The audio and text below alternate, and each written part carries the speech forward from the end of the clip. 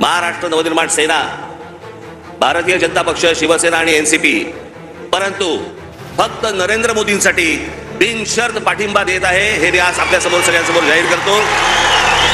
नाही, मला फक्त प्रश्न विचारायचा होता की एकीकडे राजकीय व्याभिचाराला समर्थन नाही असं म्हणताना तुम्ही ज्यांनी वाया सुरत गुवाहाटी करत अत्यंत कूटनीतीने आणि अक्षरशः खोक्यांचं राजकारण करत इथे सरकार बदलवलं, या लोकांना तुम्ही पावित्र्याच्या कोणत्या व्याख्येत बसलं?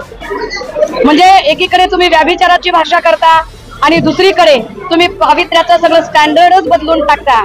तर मला वाटतं की महाराष्ट्रातली जनता एकूण जो कोणी संविधान प्रेमी आहे त्याला ही भूमिका निश्चितपणे पटणार आहे। महायुतीला पाठिंबा दिलेला आहे, दिल्लीचा पाठिंबा आहे,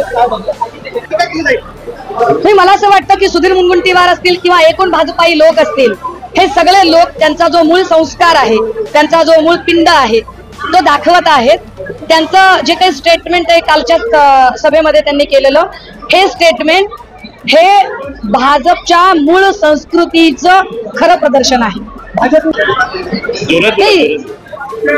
असली शिवसेना जर असती ना, तर असली शिवसेनेने जे आम्ही पत्रकारांनी विचारल्याबरोबर उमेदवारांची यादी धाड धाड धाड वाचून दाखवली, जसे आपले उमेदवार घोषित केले असते।